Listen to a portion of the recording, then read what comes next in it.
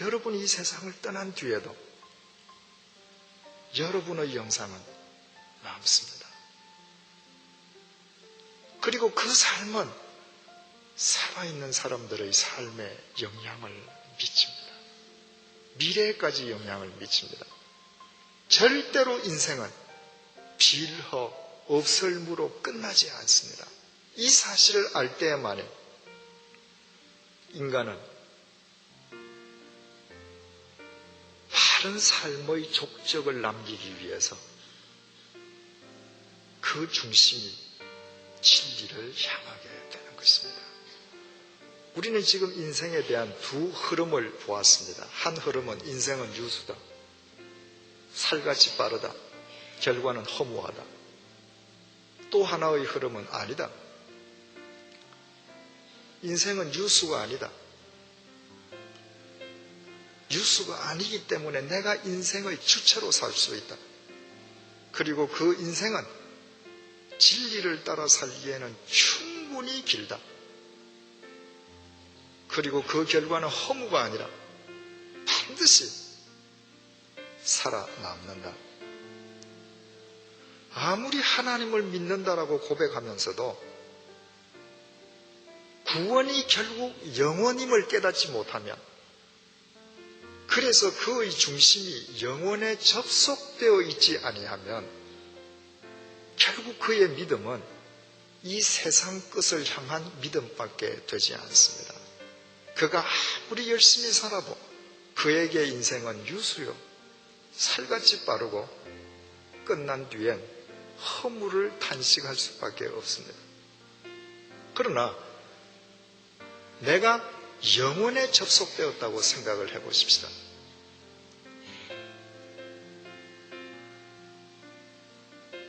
영원이 변합니까? 변치 않습니다. 그 영원 위를 내가 걸어가는 것입니다. 영원히 나를 스쳐가는 것이 아니라 내가 영원 위를 걸어가는 것입니다. 그러므로 내가 이 땅에 몇 년을 살든 내 인생을 그 영혼을 퍼올리는 것으로 살아가게 됩니다. 영혼에 속도가 있습니까? 없습니다. 그러므로 영혼에 접속된 삶은 결코 살같이 빠를 수가 없습니다. 영혼에 끝이 있습니까? 없습니다. 그러므로 내가 이 영혼 위를 바른 행보로 뚝뚝 걸어갈 때 나의 모든 삶의 족적은 영원한 흔적으로, 영원한 족적으로, 영원한 영상으로 축적되고 쌓이고 남게 되는 것입니다. 본래 인간은 죽지 않는 존재로 하나님께서 창조하셨습니다. 그러나 인간의 죄로 인해서 인간은 죽음을 보게 되었습니다. 너는 흙이니 흙으로 돌아갈지어다. 말하자면 죄로 말미암아 인간은 영혼을 상실한 것입니다. 그러므로 죽을 수밖에 없는 죄인인 인간에 대한 하나님의 구원은 당연히 영혼을 회복해 주시기 위함으로 나타나는 것입니다. 하나님 아버지께서 아브라함을 부르시고 믿음의 조상으로 삼으시죠. 그 아브라함에게 약속하신 말씀입니다. 창세기 17장 7절입니다. 내가 내 언약을 나와 내 대대 후손의 사이에 세워서 영원한 언약을 삼고 너와 내 후손의 하나님이 되리라. 하나님께서 아브라함에게 약속하신 약속이 영원입니다. 예수 그리스도께서 요한복음 3장 16절을 통해서 말씀하셨죠. 하나님이 세상을 이처럼 사랑하사 독생자를 주셨으니 이는 저를 믿는 자마다 멸망치 않고 영생을 얻게 하려 하심이라. 주님이 오신 까닭이 세상에서의 부귀영화를 위함이 아닙니다. 그것이 목적이 되면 결국은 허무로 끝나거든요. 영혼을 주시기 위해서 오셨다는 것입니다. 그래서 다메섹 도상에서 예수 그리스도를 만나고 구원 얻은 사도 바울은 이렇게 고백을 했습니다. 우리의 돌아보는 것은 보이는 것이 아니요 보이지 않는 것이니 보이는 것은 잠깐이요 보이지 않는 것은 영원함이니라. 사도 바울은 그 이후로 일평생 영원에 접속되어서 살았습니다. 그래서 그는 영원 위에서 하나님께서 맡기신 인생의 주체자로 살아갈 수 있었고, 그에게 있어서 인생은 결코 짧지 않았고, 그의 모든 삶의 족적은 성경이 되어 우리에게까지 남아 있는 것입니다. 그렇다면 이처럼 우리가 영혼에 접속되어 있을 때 우리가 전혀 다른 차원의 인생을 살 수 있다는 것을 깨닫고 나면 우리는 여기에서 중요한 교훈을 4가지를 얻게 됩니다. 첫째 교훈은요, 인생의 전 과정 중에서 중요치 아니한 과정이 어디에 있겠습니까마는, 그러나 인생의 마무리는, 매듭은 아무리 강조해도 지나침이 없다는 교훈입니다. 시작도 굉장히 중요합니다. 시작이 중요한 까닭은 시작은 전체의 성격과 방향을 결정하기 때문입니다. 매듭, 마무리가 더 중요한 까닭은 마무리는 전체의 수준과 질을 나타내기 때문입니다. 내가 아무리 바른 방향으로 갔다 할지라도 내가 바른 수준, 바른 질을 추구하지 못하면 그것은 모래 위의 집이 될 수밖에 없습니다. 여러분, 만약에 박정희 대통령의 인생이 역으로 진행되었다면 어떻게 되었을까요? 그분이 5.16으로 대한민국의 삼권을 장악한 뒤에 처음에는 완전 권력의 신여로 살다가 나이가 든 뒤에는 정말 국민에 봉사해야 된다는 사실을 깨닫고 국가와 민족을 위해서 선정을 베풀다가 좋은 후계자에게 권력을 이양하고 자신의 임기를 마쳤다.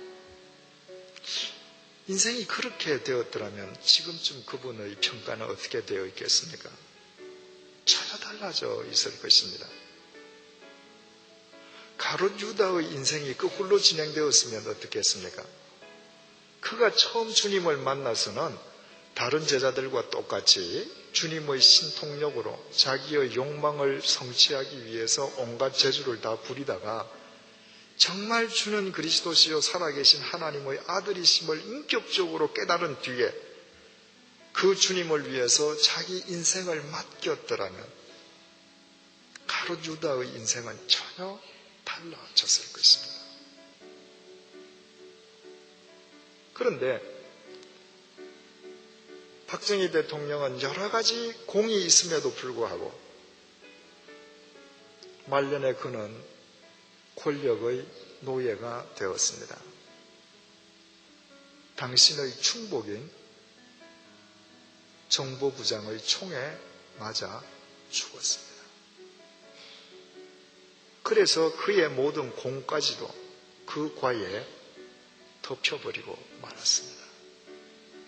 가룟 유다, 지금까지도 배신자의 대명사로 전해지고 있습니다.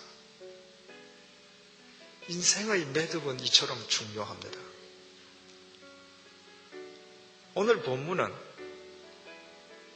다윗의 인생 마지막 순간을 우리에게 보여주고 있습니다.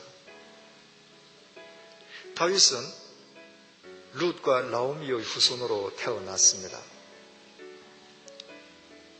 그리고 그에게는 그가 의식하지 아니하였음에도 불구하고 어릴 때부터 자립성과 공생성이 넘쳐나고 있었습니다. 하나님께서 그 다윗을 이스라엘 역사의 지평을 흔드는 당신의 도구로 쓰셨습니다. 그러나 다윗의 일평생이 순탄했던 것만은 아닙니다. 이제 다윗의 나이가 70이 되어서 죽음을 목전에 두고 있습니다. 바로 열왕기 2장에 들어가면 죽는 거죠. 일생을 마무리하는 시점이에요. 그런데 다윗 주위에 있는 중신들이 다윗 왕이 너무 연로하셔서 밤에 잠자리가 추울 테니까 임금님의 이불을 따뜻하게 해줄 동료를 한 명 우리 구해드리자. 이것은 유대 사람이 유별나거나 다윗 중신들이 유별나서 하는 짓이 아니라 인류 역사를 보면 모든 나라에 다 있었던 제도입니다. 우리나라에도 있었습니다. 그 체온으로 자기 체온을 덮이는 겁니다. 바꾸어 말하면 인간 난로 인생이죠. 그런데 중신들이 아무 여자나 데리고 온 것이 아니었습니다. 본문 3절입니다.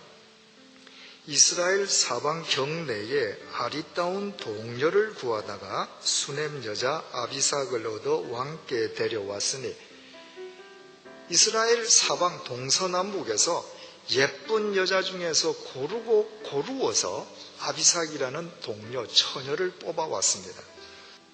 그런데 본문의 단락이 이렇게 끝납니다. 왕이 더불어 동침치 아니하였더라. 이스라엘에서 가장 아름다운 처녀를, 심히 아름다운 처녀를 뽑아서 이불 속에 넣어드렸음에도 불구하고 왕이 동침치 않았다는 것입니다. 우리가 성경을 볼 때 언뜻 생각하면 이 부분은 없어도 좋을 것 같습니다. 이 부분은 없어도 사울의 인생이 마무리되는 사무엘 하와 열왕기상 연결되면 무리 없이 연결될 것 같습니다. 그런데 왜 이런 돈키호테식의 이야기가 삽입되어 있는가? 중요한 것은 이 이야기가 없으면 다윗의 생의 마무리가 되지 않기 때문입니다. 아까 말씀드렸듯이 하나님께서 그처럼 다윗에게 은혜를 베풀어 주셨지만 다윗이 일평생 하나님 앞에서 의롭게만 산 것은 아니었습니다. 한순간 그도 권력과 정욕의 노예가 되죠. 남의 아내를 훔쳐서 동침을 하죠. 그 여인이 아이를 갖자 그 남편을 불러서 거짓 알리바이를 만들려고 합니다. 뜻대로 되지 않자 남편을 죽여버렸습니다. 하나님 앞에서 폐륜적인 죄를 서슴지 않았습니다. 그 죄로 인해서